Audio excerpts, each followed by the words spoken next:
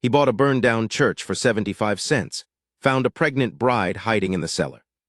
The deed was a single folded sheet, water-stained at the crease, and it cost me 3/4 because that was all Harlan Speck wanted for the trouble of getting it out of his coat pocket. He said, "You ain't buying much." I said, "I know what I'm buying." He said, "Burned to the studs in April. County won't touch it. Ground's got a lien on a lien, and there's some kind of covenant from the original church trustees that says nobody can sell spirits within 200 yards, which don't mean a thing now, but the lawyers in Cutter's Crossing been using it to tie up the title for 11 years. I said, "I'll take that chance." He looked at me the way a man looks at something he can't quite figure, decided it wasn't worth figuring, took my 3/4, and handed over the deed.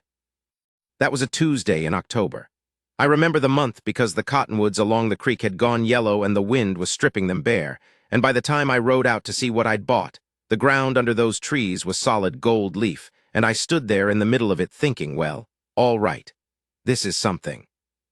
The church itself wasn't much. 4 walls of scorched limestone that the fire had left standing because limestone don't burn, it just blackens. The roof was gone entirely. The floorboards inside had burned through in places so you could see down into the cellar, which was where the congregation used to store their winter preserves and their hymnals, and whatever else a frontier church accumulates when it's been standing 30 years. Somebody had dragged the pews out before the fire got them. 2 of them were still in the yard, gray from weather now, sitting in the tall grass like they were waiting for a sermon that was never coming. I walked the perimeter of the walls, checking the mortar, running my hand along the stone. Sound. Whatever burned the roof didn't touch the foundation. The cellar door on the north side of the building was a thick oak frame set flat into the ground, and it was padlocked from the outside with a lock that had rusted shut. I didn't think much of it. Old churches lock their cellars. Things go in and don't come out. I stood back and looked at the whole of it for a long time. I'd been a lot of things up to that point in my life, most of them not worth bragging about. Rode with 2 sets of men who thought robbing was an occupation. Found out it wasn't, or anyway not a long one. Did 14 months in the territorial prison at Yuma before a sympathetic judge reviewed my case and decided my actual participation in the 3rd robbery, which was the one they convicted me on, was more bystander than perpetrator. I won't say whether that was accurate. I'll say the judge had a generous definition of bystander, and I was grateful for it. I was 38 years old. I had 3/4 less than I'd had that morning, a horse named Walker who was 12 and starting to show it in the hind legs, a bedroll, a Henry rifle I'd bought legal in Flagstaff, a change of clothes, and $71 in paper money sewn into the lining of my coat. I was not a man of prospects, but I was a man who was done moving, and that counted for something, or I'd decided it was going to have to. The land around the church was 40 acres, creek on the west edge, which meant water rights, south-facing slope that would drain well. The soil, when I scraped at it with my boot heel, was dark enough to mean something. Somebody had farmed this piece once. You could still see the ghost of furrows in the high grass if the light was right. I told myself, you can build here. Whether I believed it is a different question, but I told myself. I made camp the first night in the lee of the north wall, where the limestone blocked the wind, and I cooked over a small fire and ate beans and listened to the dark. There's a particular quiet that settles on a burned place, not peaceful, something more like held breath, like the land is waiting to find out what comes next. I'd slept in worse places. I'd slept in the Yuma prison, which smelled of men and heat and something rotting that nobody ever found. The burned church smelled of old ash and rain, and faintly, something I couldn't name, something alive. I put it down to field mice and went to sleep. I was up before light, had the fire going and coffee on, when Walker pulled at his picket and blew hard through his nose. He did that when he smelled something he didn't know, not a threat blow, a what is that blow. I looked at him, looked at the dark around the camp, didn't see anything. I said, settle. He didn't settle. He kept his nose pointed at the cellar door. I picked up the Henry and walked over. The padlock was rusted solid, I'd established that. But I crouched down and put my ear to the wood of the door, and I heard, very faint, the sound of breathing. Not an animal. The rhythm was wrong for an animal. Too controlled, too deliberate, the way a person breathes when they're trying not to be heard. I said, I know you're down there. Nothing. I said, I own this land now, bought it yesterday off Harlan Speck. I'm not going to hurt you. But if you're hurt or sick or in some kind of trouble, you'd best tell me.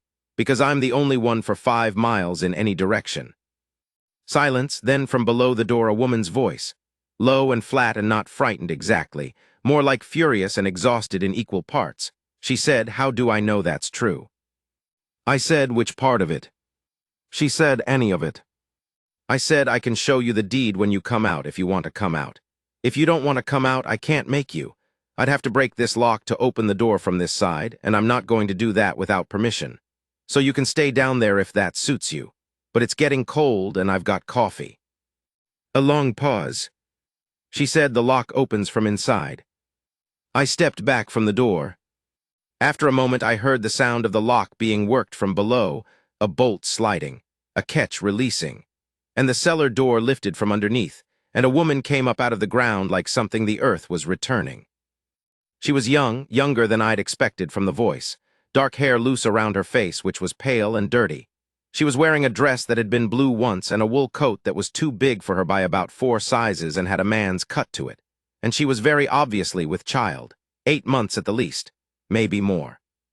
She got herself up out of that cellar and stood straight and looked at me with dark eyes that didn't ask for a single thing except to be left alone or dealt with directly, no middle ground.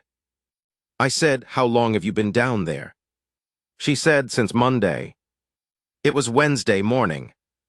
I said, "Are you all right?" She said, "I'm standing up, aren't I?" I poured her a cup of coffee and handed it to her without any more questions. She wrapped both hands around it and drank half of it in one pull, and some of the tight wire in her shoulders went slack, just a little. I put more beans on. She sat on one of the old pews and watched me cook and didn't say anything, and I didn't push her. Her name was Cecilia Voss. She told me that after she'd eaten. Cecilia, she said, but nobody called her that. They called her Cease. I didn't ask who nobody was.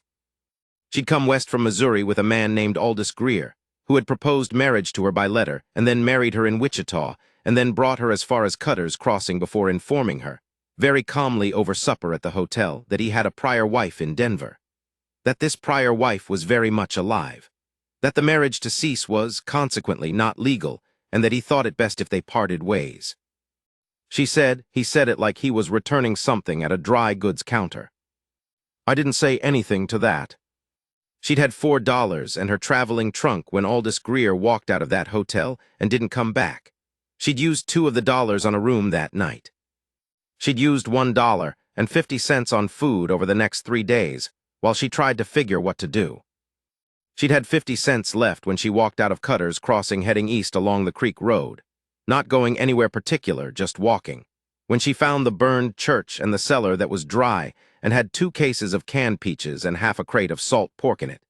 And she'd locked herself in and rationed out the food and waited for either an idea or for the baby to decide it was time. I said, "How close is it?" She put her hand on her middle and said, "A few weeks, maybe less." I said, "Is there anybody?"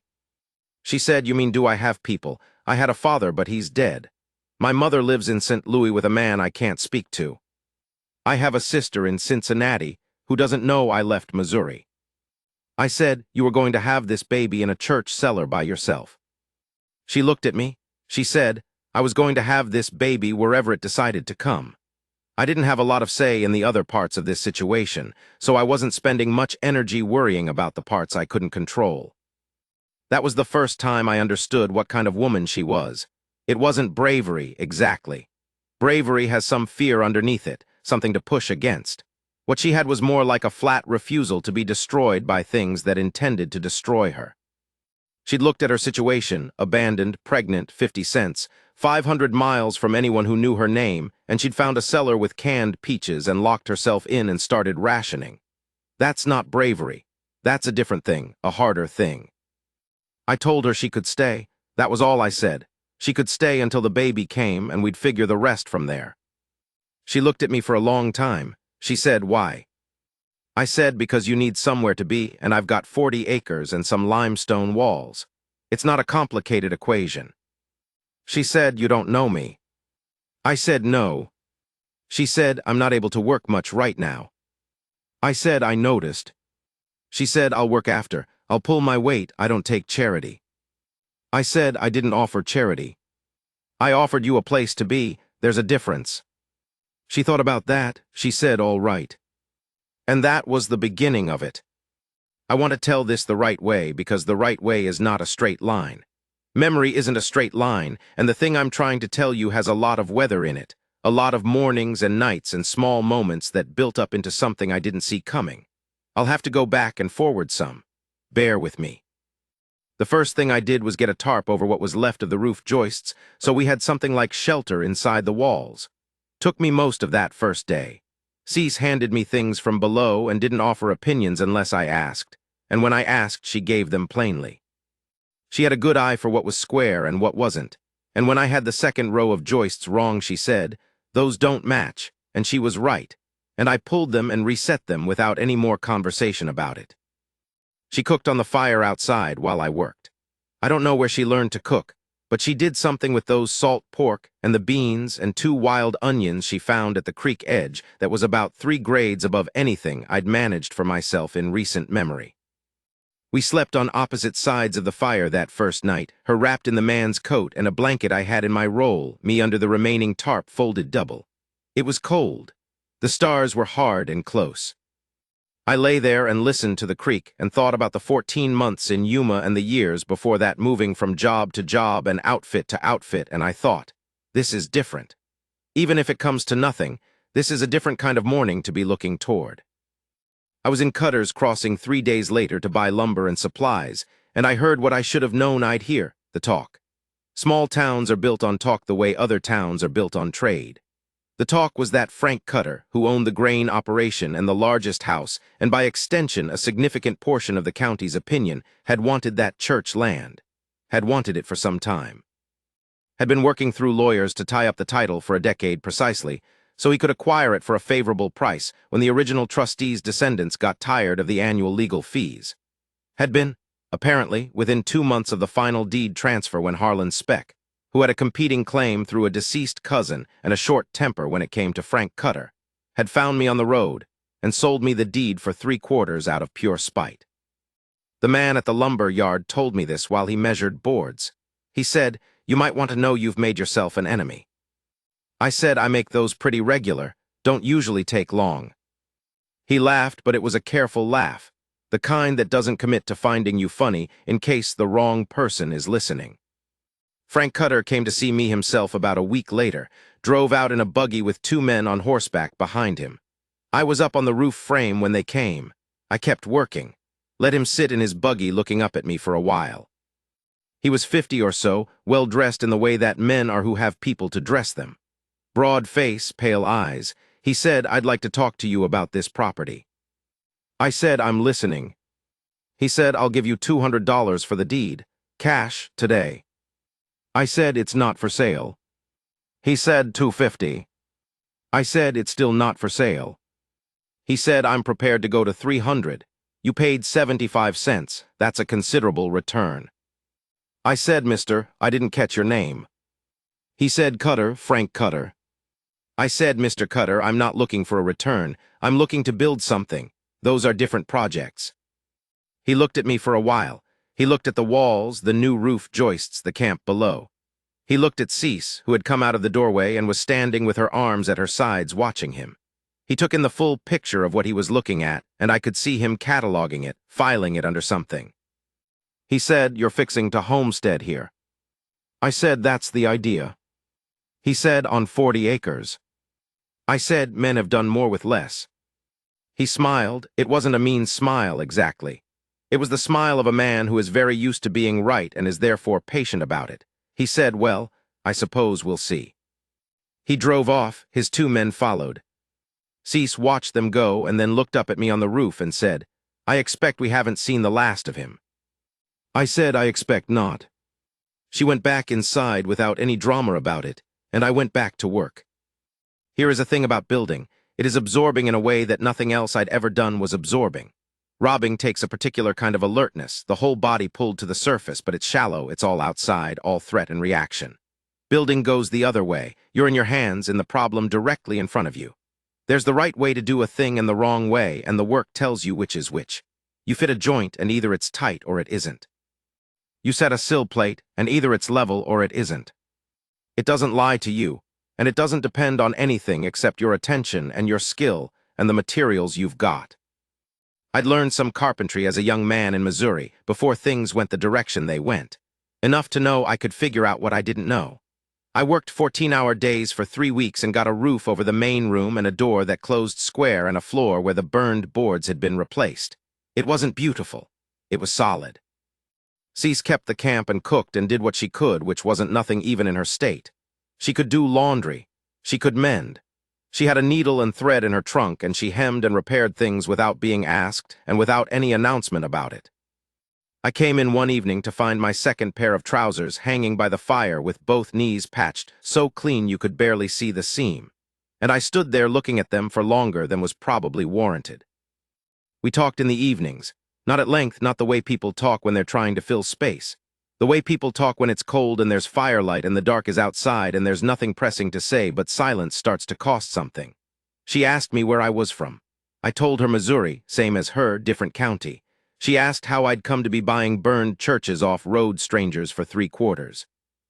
I told her the broad outline, not everything, and she listened without any visible judgment, which I had not expected. She said, "You could have told me less. I wouldn't have known the difference." I said, "I know." She said, "Why didn't you?" I thought about it. I said, "Because I'm tired of not saying things." She was quiet for a while. She said, "I know what that's like." The baby came earlier than we'd thought. I won't go into the whole of that night except to say it was a long one, and I was not prepared for it, and Cease was prepared for it the way she was prepared for everything. Not calmly, exactly, but with a kind of forward-moving competence that didn't stop to consider the alternative. I boiled water because that's what everyone says to do, and I did what she told me to do when she told me to do it, and by 4 in the morning there was a child in the world. A boy. She held him in the gray before light and looked at him with an expression I have no good words for. I was sitting on the floor beside her, and she looked from the boy to me and said, "Are you all right?" I said, "I'm all right. Are you all right?" She said, "I've been better. I'll be better." I said, "What are you going to call him?" She looked back at the boy. She said, "Thomas, my father's name." I said, "That's a good name." She said, "Yes." We sat in the quiet for a while. Outside the window, a real window now, glass I'd bought in Cutter's Crossing, the dark was going gray-blue at the edges. The fire had burned low. Thomas had gone to sleep in her arms the way new things sleep, entirely like sleeping is the only serious business. I said, "You should rest." She said, "In a minute." She said, "Cade." That was my name, Cade Harrow. I hadn't given her my full name in the beginning, just Cade, and she'd never pushed for the rest. She used it infrequently. When she did, it meant something. She said, "I don't know what I would have done if you hadn't been here." I said, "You'd have managed." She said, "Maybe, but I didn't have to." That was all she said. She said it plain and quiet, just a fact, and she looked at me when she said it the way you look at someone when you're not asking for a response, you're just making sure they understood. I was the steady thing. I was the one who was there. She'd had one person she was supposed to be able to count on, and he'd taken the price of a hotel supper and walked out on her, and I was the one who'd stayed, and she needed me to know that she saw that. She wasn't flowery about it. She didn't reach for a word beyond the plain one. She just said it. I sat with that for a while. Then I got up and put more wood on the fire and went outside and stood in the cold for a few minutes looking at the sky going lighter in the east, and I thought, this is what it feels like to have done a right thing. Not a good-for-you thing, a right thing, the kind that lives in the chest after. I'd done a fair number of the other kind. It was worth distinguishing. Winter came down hard in November, a cold snap that hit early and didn't let up. I banked the walls inside with sod and hung 2 horse blankets over the door and the window to keep the draft out, and it worked well enough. We were warm, or near enough. Thomas slept in a box crib I'd built from scrap lumber, padded with the wool from Cease's traveling coat that she'd cut apart because she said the coat was too fine for the life they were living now, and she might as well use it. She said this without self-pity, which I noted. I went into Cutter's Crossing once a week for supplies. I bought lumber when I had money for it. I traded labor when I didn't. I put in 3 days at the livery in November in exchange for 2 windows and a sack of flour, and I put in another 4 days at the mill in December for a cook stove, which was the finest thing we had, and which Cease looked at like it was something she'd been given rather than something we'd worked for, and that look was worth the 4 days easy. The talk in town had shifted. You could feel it, the way you can feel a crowd deciding something. In October, I'd been a curiosity, a stranger with a bad land deed and no obvious history. By December, I was something else, not quite respected, not yet, but considered. People saw the walls going up. They saw the work. There's a kind of man in a frontier town who believes very deeply in work as a moral category, and I don't disagree with him. I've lived both sides of the argument, and I know which side holds up. Those men watched what I was doing, and they revised their first opinion of me, not dramatically, just enough. The exception was Frank Cutter. I knew he hadn't dropped it. You learn after enough years of living sideways to feel when someone is working against you at a distance.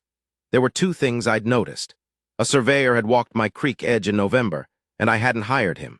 And the county recorder's office in Cutter's Crossing had, apparently, found a procedural question about the 1871 trustee covenant that they felt required investigation. I heard this from the lumber yard man, who was named Elias Prout, and who had by then decided I was worth maintaining a pleasant relationship with. I went to see a lawyer. There are no good lawyers in small frontier towns, only lawyers who are less worse than the alternative. The one in Cutter's Crossing was named Beaumont, and he was attached to Frank Cutter in the way small-town lawyers attach themselves to the biggest money in reach, which meant he wouldn't see me, sent his clerk out to tell me he was busy. I rode 40 miles to the next town and found a different lawyer, a gray-haired man from Ohio named Gillespie who had a precise way of talking and a deep personal dislike of covenant law that he communicated through the set of his jaw. He reviewed my deed. He reviewed the original trustee documents I'd gotten Harlan Speck to write out by hand. He said, "The covenant is real, but the enforcement mechanism is invalid. The original trustees named no successor body withstanding to enforce it, and the county has no independent claim because the tax lien was discharged in 1879. He said, "Whoever has been filing procedural challenges has been doing so on sand." He said, "You own this land clean." He wrote me a letter saying so, detailed and signed and with his seal on it, and I paid him $12 for it, and I rode back with it in my coat. I don't mind telling you that riding home that afternoon I felt something particular. Not pride exactly, something quieter. The sensation of a thing being what you said it was, against the people who told you it wasn't. I'd been told a lot of things weren't mine that turned out to be mine, and I'd been told a lot of things were mine that turned out not to be. This one came down the right way. Cease was feeding Thomas when I came in. She looked up and read something in my face before I said a word. She said, "Good news." I took out the letter and set it on the table. She looked at it and looked at me and said, "Is it settled?" I said, "It's settled." She said, "Then sit down and eat. You've been in the saddle all day." That was her way, not a performance of relief, no gushing. Just the next right thing, which was food and warmth and getting on with it. I sat down and ate, and we didn't talk much, and it was comfortable. The way an evening is comfortable when the work has gone well, and there's nothing urgent pressing at the door. Thomas made a noise from his crib. She went and picked him up and brought him back to the table and sat across from me with him in her lap, and the lamplight was on both of them, and I ate my supper and looked at that picture, and something in me went quiet in a way it hadn't been quiet in a long time. I knew by then, I suppose, not that I'd said it to myself in so many words. You don't always need the words. Some things you know in the body before you get them into language, the way you know a joint is tight before you've run a square over it. It just fits. You feel it fit. In February, Frank Cutter made his move. He did it through the bank in Cutter's Crossing, which he owned the majority interest in. I'd taken a small loan in January, $40 to buy seed for a spring planting, and the bank called the note 30 days early, citing a provision in the terms I'd signed that allowed early call at the lender's discretion, which was a provision I had signed, and which I had, I'll be honest, skimmed over because I was trying to get through the paperwork and get back to work. $40. 6 years prior, I'd ridden with men who took 3 times that in a single afternoon and burned the building after. Now $40 was the thing that might take everything I'd built. I told Cease I didn't see any reason not to. She was quiet for a moment, and then she said, "What do you need?" I said, $40 or I lose the deed to the bank, and Cutter gets it for the debt. She said, "I have $37. I looked at her. She said, "In the lining of my trunk. I've had it since Missouri. I didn't touch it because it's all there is between Thomas and nothing." I said, "Cease, I can't take that." She said, "You're not taking it. I'm putting it in." I said, "There's still $3 short." She said, "Elias Prout at the lumber yard likes you. Ask him." Prout lent me the $3 without any negotiation, wrote it in his ledger as a personal account, and said, "Pay me when you can." I paid the bank. The bank accepted it because they had to, because the terms said $40 and I had $40, and there was nothing in the terms that said the money had to be only mine. I sat with the receipt in my hand after the bank clerk slid it across the counter, and I thought about Cease saying I'm putting it in. Not lending, putting in. The language of a person who considers themselves a party to something, not a creditor. I thought about that for a long time on the ride home.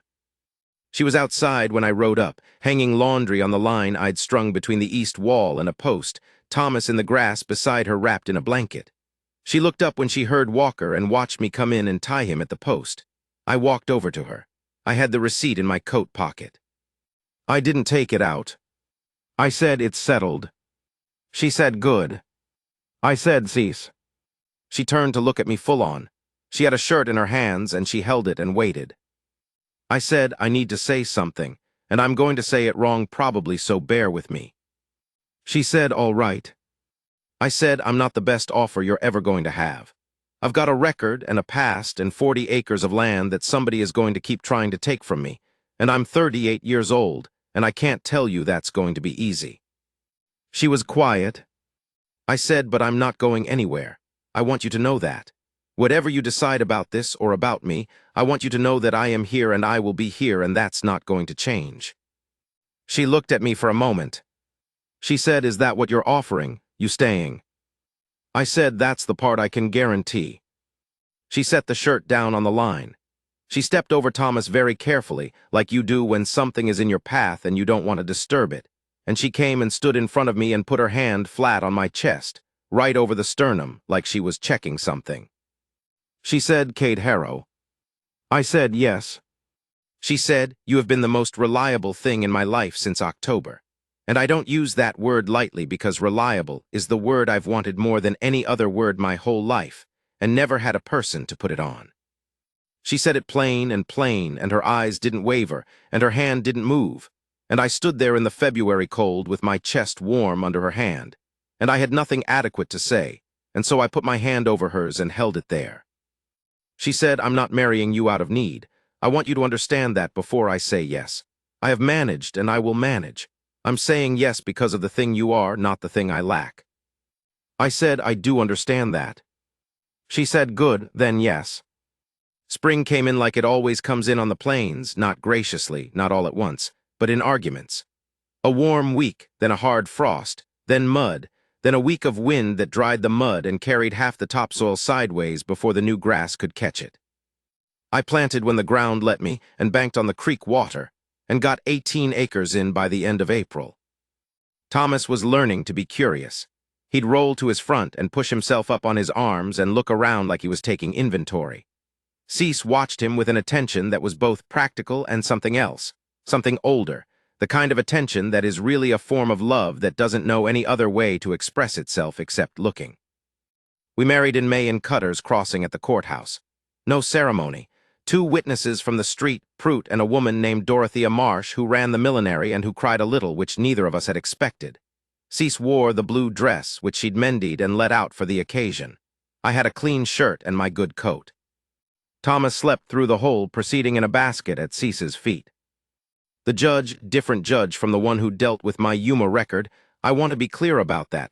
This was a civil judge, and I hadn't offered up my history, signed the papers and said, "Congratulations," and that was that. We had supper at the hotel dining room, the same hotel where Aldous Greer had explained to Cease over supper that their marriage wasn't legal. She chose it deliberately. I knew that. She didn't say so. She just named it when I asked where she wanted to eat, and she said it without any particular weight in her voice, and we went. She ordered the beef. She cut it clean and ate it, and looked around the dining room with an expression that I can only describe as settled. Like she was putting something down. Like she'd carried a thing into this room, and she was leaving it on the table when she stood up to go. We rode home in the last of the evening light, Thomas asleep between us on the seat, and the creek was bright on the left, and the church walls were dark ahead of us against the sky, and the lamplight in the window was warm because I'd left a low lamp burning before we went. I pulled Walker up at the post and helped Cease down with Thomas, and we went inside and she put him in the crib, and I took off my coat and hung it on the peg by the door, and she stood in the middle of the room in the last of the lamplight and looked around at what it was. Stone walls, plank floor, a real roof, a cookstove, a table I'd built from elm, a window with glass. A crib with a sleeping child. A man who was going to be here in the morning and the morning after. She said, "It's ours." "Not mine, ours." I said, "Yes." She said, "I didn't believe it would be for a long time. I want you to know that, not because of you, because I'd stopped believing in ours." I went to her. I put my arms around her from behind and she leaned back against me and I rested my chin on the top of her head, and we stood there in the middle of the room for a while, just stood there, neither of us moving, and outside the creek was going and the plains were dark and wide, and the child slept. That's the whole of it, near enough. The summer went well. The crop came in partial, which was better than I'd counted on given the frost. Prout's $3 paid back with interest in July, and he refused the interest and I left it anyway. Frank Cutter found other projects, and if he didn't forget about the church land entirely, he at least stopped pressing, which amounted to the same thing. Cease planted a kitchen garden on the south slope, tomatoes, beans, squash, herbs I couldn't name. She was good at growing things. Not surprising, maybe, given what I'd seen of her, but it was a satisfaction to watch. She had a way of looking at the ground before she put anything in it, the way I looked at wood before I cut it, reading what was there. By fall, people in Cutter's Crossing knew who we were. Not famous, nothing like that, just known. Harrow at the church place, the one that burned. His wife, the dark-haired one with the baby. They'd nod when we passed. That's a particular thing, being nodded at. Different from being looked at, different from being watched. A nod means you're counted. You exist in the accounting of a place and you're not a question mark. I'd been a question mark most of my life. I was done with it. Thomas took his first steps on the kitchen floor in September. Cease was at the table and I was at the stove, and he was holding the side of his crib, and he let go and stood for a moment, really stood.